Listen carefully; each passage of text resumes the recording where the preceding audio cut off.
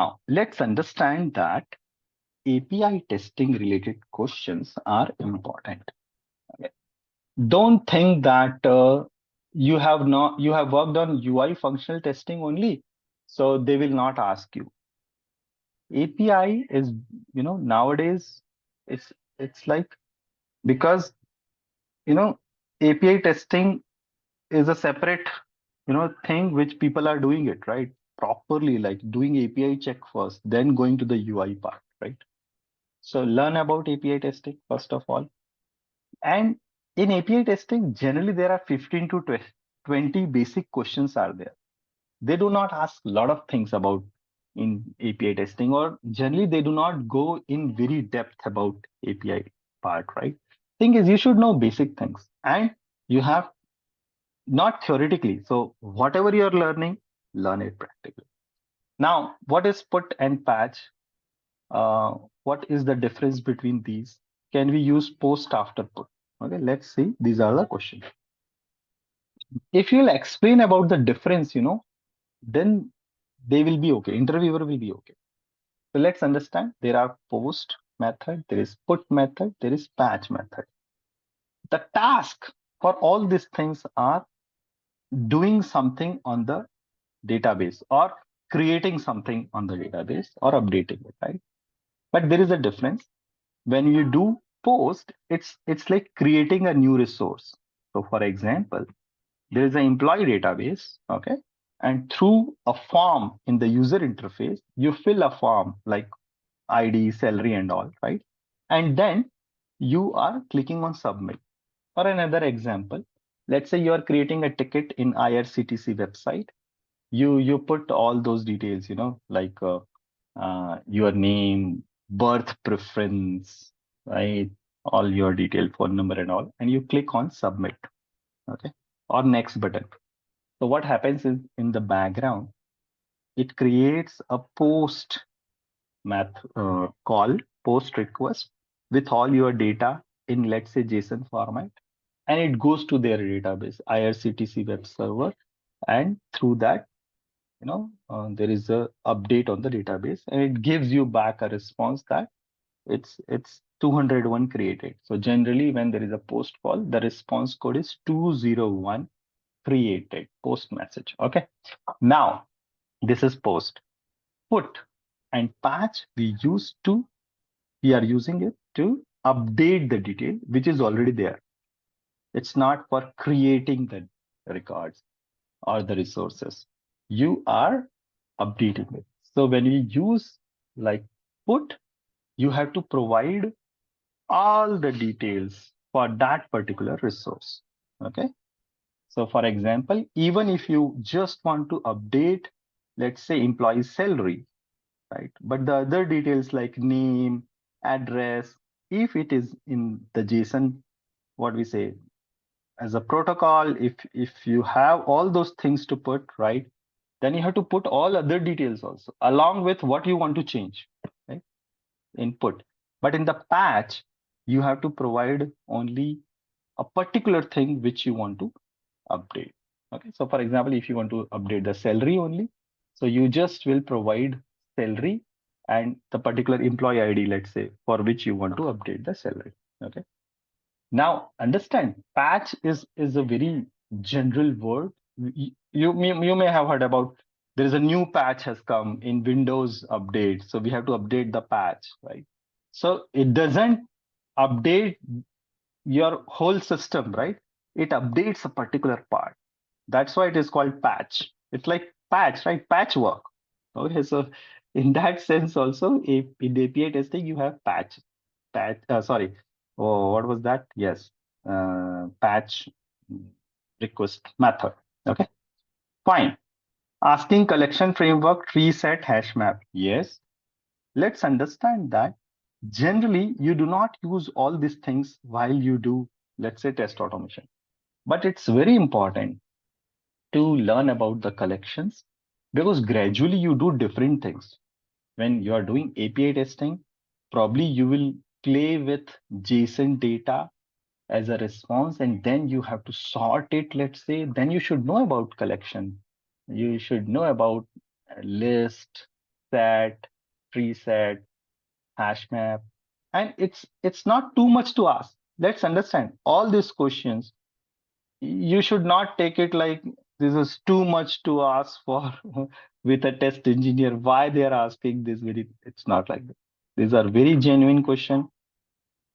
Practical implementations are there. That's why they're asking you. Okay. So I'm not giving answer like collection, what is collection and what is tree set and hash map. Read about it. My concern is about when you're reading it, do practicals. Once you will do practical, you will remember forever. And what is the validation of whether you will remember it or not? Explain it to someone. Explain it to your colleagues, your subordinates. If you learned about hash map, why not share it with your colleagues that okay, I understand about the hash map. I want to explain them in 5 minutes, right? I think it will be good for them also if you're explaining them in with proper practical examples. API and interface, what is the difference? So API is a very, what we say, general term. We can use API has come, right? It's not just about REST APIs, right? API is a very simple term. API is like any function which you can call. In simple term. See, API doesn't mean that what we say. There can be web APIs. There can be offline APIs also, which you can use it. So, in simple example, Selenium jar, that is also like in some ways it's APIs, right? Or anything which you add as a jar in your system, you're using their libraries, right? Or their functions to to simplify what you want to do. Correct. So those are APIs. Okay. So API is any function which you can call with parameter, without parameter, right? In simple words. See, interviewer, if you will talk in a way which is not too much technical and not too much casual, right? They will like it. If you will tell them that API is something like a function which anybody can call, API can be bundled to a kind of library or the jar which can be redistributed. So it's a very simple thing what I'm saying, right? It's not very technical. The problem is we do not you know see the things in practical way, right? We when we learn about API, our focus is about what is REST API, what is the difference between REST and SOAP, right? But before that, let's understand why APIs were like invented, right? What was the need of the API? And what are the simple examples of the API? Once you understand it, then you will be able to give proper answer. Okay, interface is technical term. If we are talking about, so interface is again a simple term. Interface is anything which is in between you and the system, right? So we say it's an interface, right? In UI term also we say it's an interface, correct? In that way. But interface as like if you are talking about in programming, in object oriented concept or in programming terms, then interface is like we talked about abstract class interface, right? Those. Payload.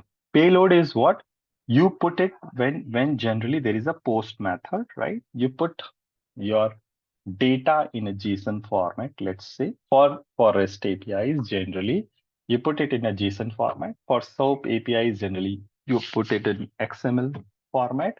So that is called payload. It's very simple. Okay. Types of testing, we talked about retrospection. Good question. Why they ask this kind of question? Because they want to know whether you are working in agile, what we say, culture, right? And you understand about how to work in a team where Scrum and sprints, those things are followed. So they want to know about these things. That's why they are throwing this kind of question. Okay. They can ask you about burn down chart, right? All those things also. Or they can ask you like, what are different ceremonies you have? when you are following Scrum, those questions can come. Okay. I'm copying another question somebody has asked. Okay. Anyways, so what is this is a good question. So let's understand when we do retrospection. Let's first understand there are different ceremonies when you are following Scrum. Now again, don't mug it. If you are leaving it, right? Leaving means LIVING. You are doing those things in your company. You already know this thing. The thing is, there are sprint planning meeting, there is grooming meetings, there is daily Scrum meeting, there is a retrospection meeting, right? Backlog grooming and all, right? Those meetings we have generally. There are 4 to 5 big set of meetings. Okay. Code review meeting is not a part of like it can be like you can do it, but it's not like Scrum ceremonies. Okay. In a Scrum, there is a fixed kind of meetings. One of them is retrospection. So obviously the name is retrospection. That means it will be done once, maybe at the end of your sprint or just after completion of your sprint. Why we do that?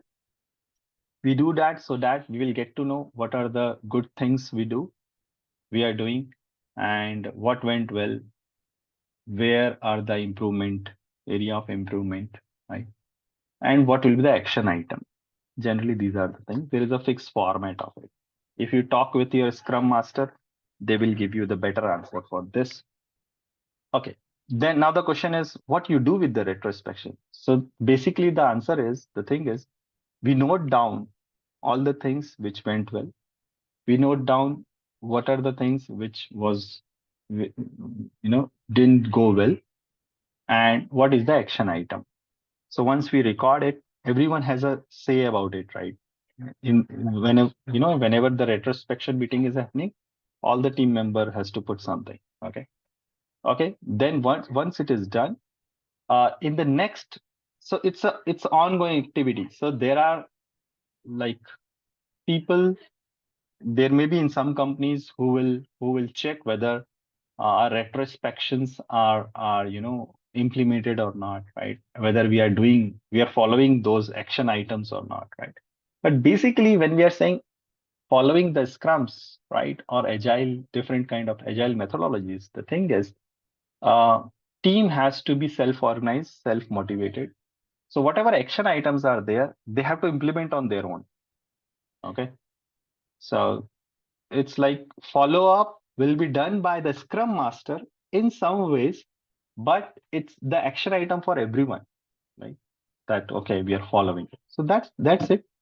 Now, exact exactly, in companies, what happens is in the next retrospection, first thing which we should discuss it, okay, um, okay, last retrospection was like this, and we had these action items, and we tried to mitigate it. We tried to resolve those things. That's it. So there is a follow up in the next retrospection meeting, whether we did something about the last action items or not.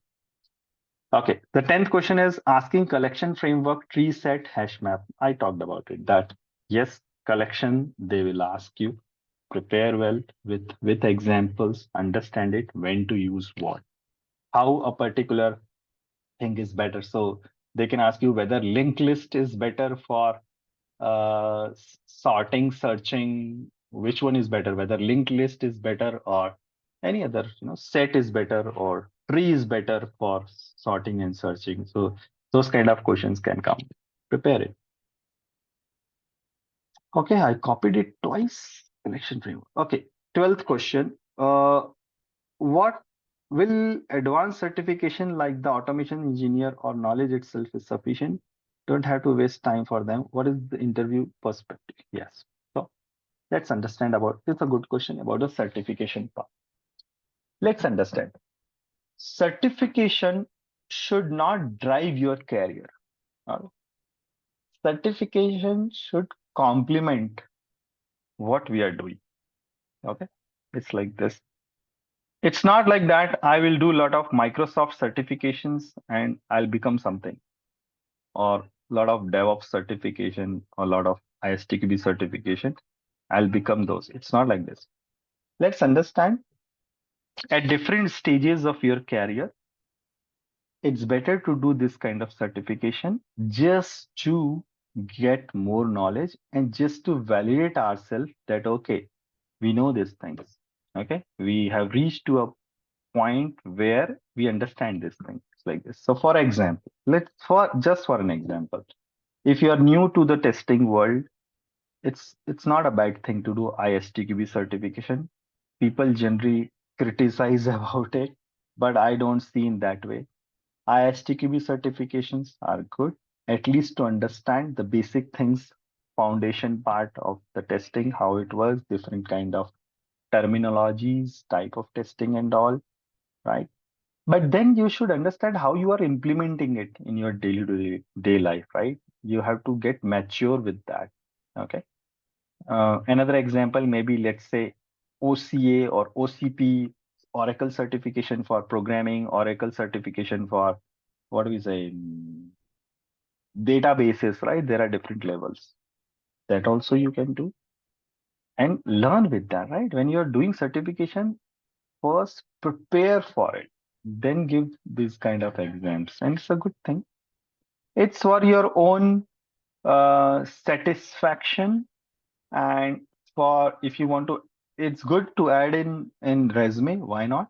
If you're doing any certification, you can, I'm saying bluntly, like you can show off those things. Why not? Because you earned it, right? With your honesty, with your hard work, you earned it, right? So why not? You can put it in resume. It will be good. It will be impactful. As a QA, why should we have a work experience in DevOps? Somebody is asking. So I'm putting the question in another way, right? The thing is, see, before 10 years, there was nothing like DevOps, right? In fact, before, let's say, 20 years, automation was not there, right? Very few companies were doing automation. Things are changing. So now we have to work with the DevOps to work with how the build and deployment has happened, all those things. So DevOps process we should know. We should know what they are doing, right? And if you understand about it, if you are learning DevOps, that is also helpful in your testing career. Okay. I think that's it. I'm checking if we have any other question in chat window. Otherwise, we'll open for talk then. Okay. Um, in an automation test engineer post, most of the questions are from Java. So it's not Java, it's about uh, particular automation tool. If there is a Selenium and you have put it in your resume that you have worked with Selenium Java, they will ask you programming question, and there is a valid reason. Selenium, anybody can do it with a very minimum training. I'm telling you, anybody can find the element and do those actions, right? But if you understand about the programming part well, you'll become a better test automation engineer. It's like this. That's why there is a more emphasis on programming part when we are talking about the automation. That's it.